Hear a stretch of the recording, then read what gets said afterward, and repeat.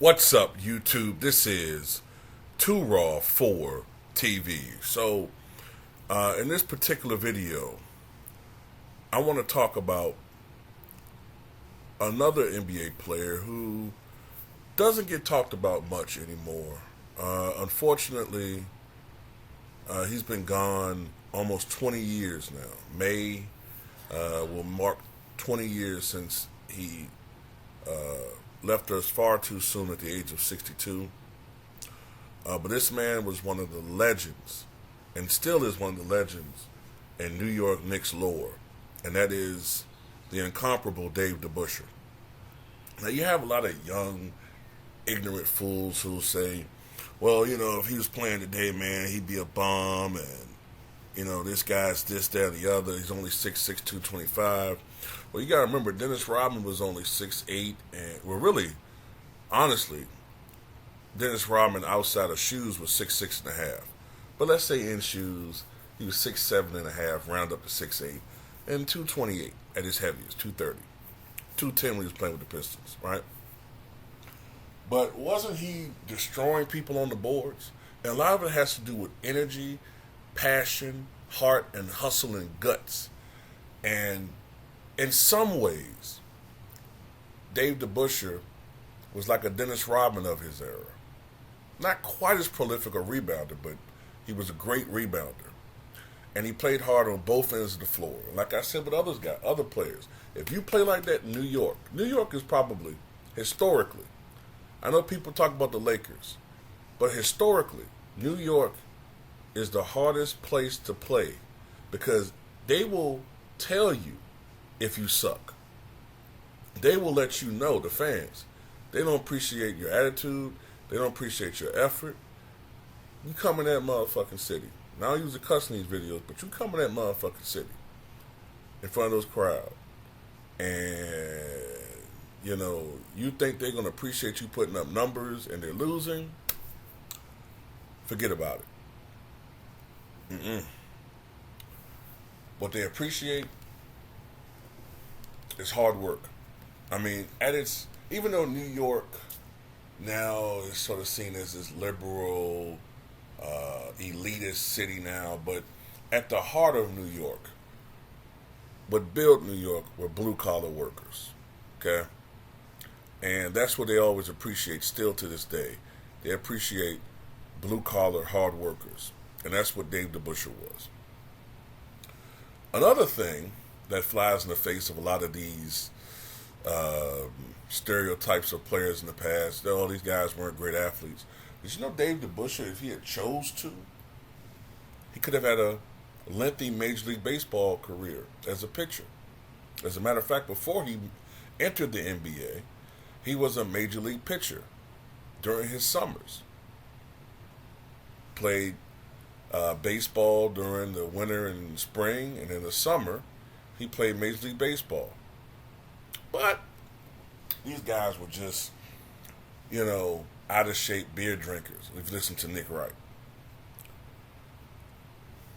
Dave Debusschere, for his career, played in 875 games, averaged 16.1 points per game, 11 rebounds per game, and 2.9 assists per contest. He was not the most accurate scorer. Shot 43.2% from the floor. And he was just a hair under 70% from the foul line.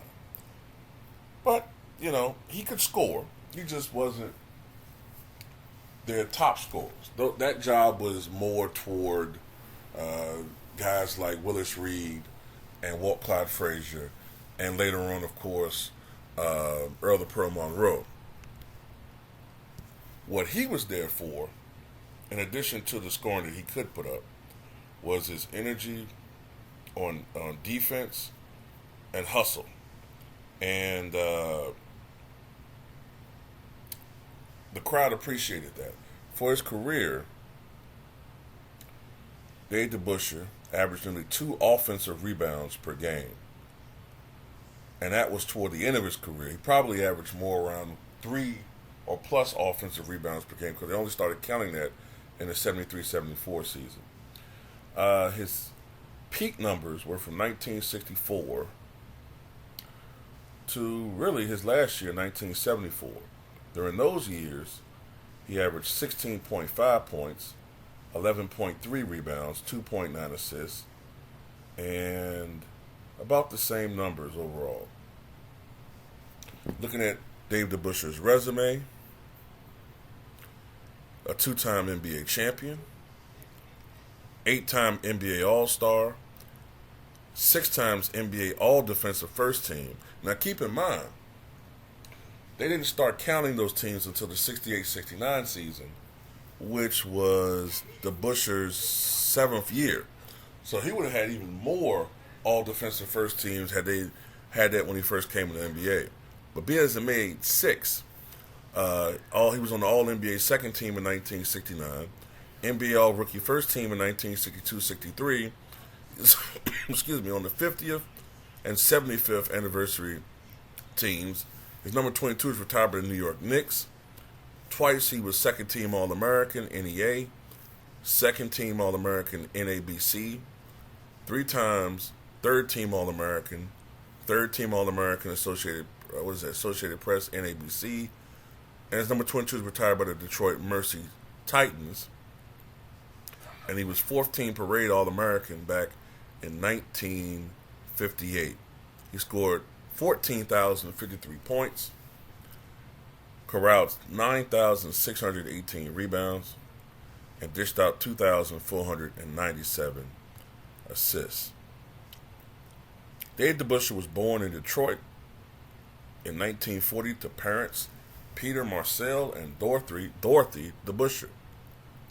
He attended Austin Catholic Preparatory School and inspired the White-Shirted Legion, the tradition of wearing white shirts to the school's games to make fans more visible. As a junior, he was named All-State, and in his senior year in 57-58, in just the school's 3rd year of organized basketball, he led his team to the Michigan Class A High School Basketball Championship, scoring 32 points despite fouling out midway through the fourth quarter, as the Friars defeated Benton Harbor High School and Debusschere's future NBA rival forward, Chet Walker, who would later star with the Philadelphia 76ers and Chicago Bulls. For a long time, Chet Walker had the individual scoring record of 56 points that I think he shared with Bob Love. But anyway, Debusschere starred in both basketball and baseball at the University of Detroit. He averaged 24 points a game in basketball, helping Detroit reach the National Invitation Tournament twice and the NCAA basketball tournament once. He also pitched the Titans to 3 NCAA baseball tournament berths. So this is not some beer-drinking, non-athlete. This is a guy, like I said, he could have played in the major leagues, and he did play in the major leagues.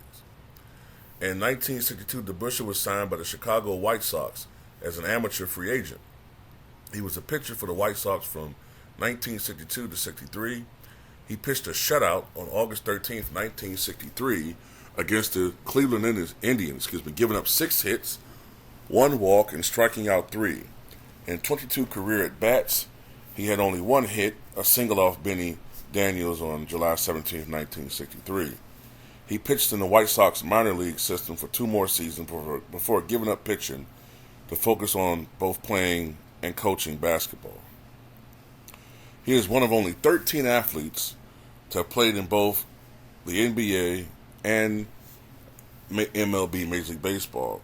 The 13 are himself, Danny Ainge, Frank Baumholtz, Hank Biasotti, Gene Conley, Chuck Connors, and yes, I'm talking about the Chuck Connors that became an actor, the Rifleman. He played in Major League Baseball and the NBA. I think he played for the Boston Celtics in I think it was the late 40s or early 50s. Dick Groat, Steve Hamilton, Mark Hendrickson, Cotton Nash, Ron Reed, Dick Ricketts, and Howie Schultz. Debusschere was selected by the Detroit Pistons in the 1962 NBA draft as a territorial draft selection. During his rookie season, he averaged 12.7 points and 8.7 rebounds per game and was later named to the NBA All-Rookie team. Unfortunately, during his second season, he was injured and only played in 15 games, resulting in the Pistons finishing with a disappointing record of 23 and 59. In the 1964-65 season, when he was 24 years old, he was given the position of player-coach for the Pistons, and thus became the youngest ever coach in NBA history. However, this stint as coach was not successful, and he became a full-time player. During the 68-69 season, Debusschere was traded to the Knicks for Walt Bellamy and Howard Comives. While a member of the Pistons, Debusschere appeared as himself on the April 29, 1963 episode of the game show To Tell the Truth. Debusschere, along with future Hall of Famers Willis Reed, Bill Bradley, and Walt Frazier, became an NBA champion when the Knicks defeated the Lakers in 1970. With Earl Monroe in the backcourt, they became champions again in 1973, defeating the Lakers 4-1 in that particular finals. As I said before, Dave Debusschere was known for his physicality and his tenaciousness on defense. A great rugged rebounder, a great defender. You could kind of compare him to Dennis Rodman, but he was a bit of a better scorer than Dennis Rodman because he averaged a double-double for his career, whereas Rodman wasn't particularly fond of scoring anyway. Probably averaged around 7 points per game in his career. Debusschere retired in 1974 when he was only 34 years old. May have only been 33 at the time of retirement.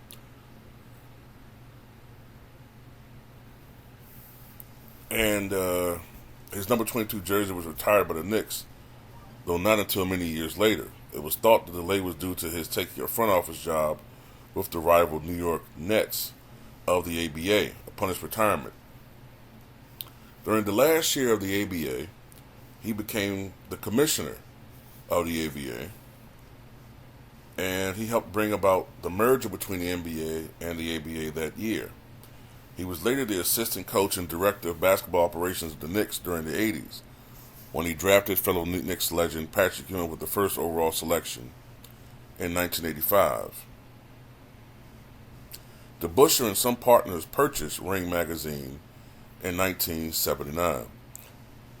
Debusschere was elected to the Naismith Memorial Basketball Hall of Fame in 1983 after a 12-year career in which he averaged, as I said earlier, over 16 points, 11 rebounds by being named to 8 NBA All-Star teams.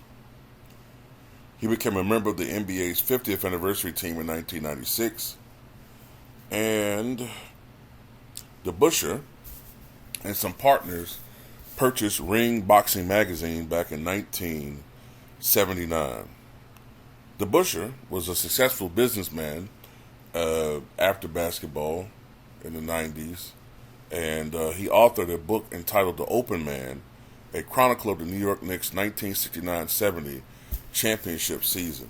I vividly recall Dave Debusschere appearing in many Knicks games back in the 90s in the crowd. He was a big supporter of the New York Knicks.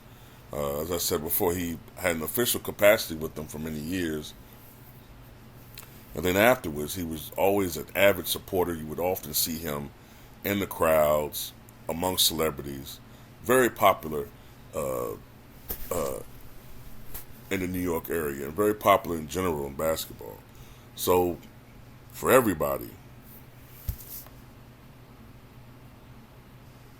May 14th, 2003 was a shock. Dave Debusschere, who I believe, if I remember correctly, just 2 weeks earlier, received a clean bill of health from his doctor, collapsed on a Manhattan street from a heart attack, an acute heart attack, and was pronounced dead at New York University Hospital. Debusschere was interred at St. Joseph Church Cemetery in Garden City, New York. Debusschere, who lived in Garden City, was survived by his wife, Jerry, who died of cancer in 2009, his sons Peter and Dennis, and daughter Michelle. In his honor, the University of Detroit Mercy inaugurated the Dave Debusschere Scholarship in 2003.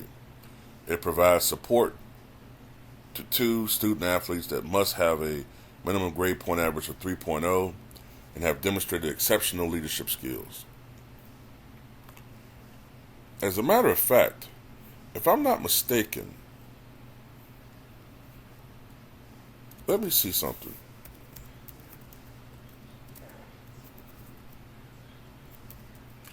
Didn't the Knicks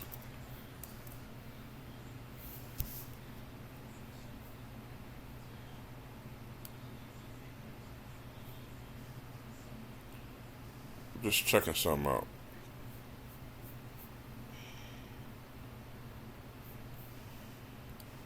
Didn't the Knicks retire his jersey shortly before he died?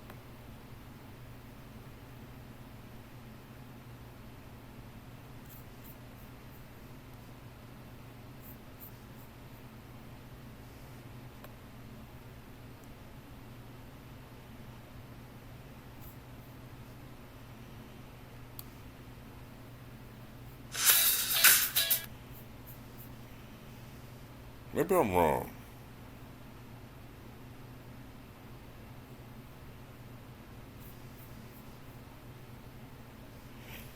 No, it was earlier than that. But I think there was some. No, no, no. It was during the 80s.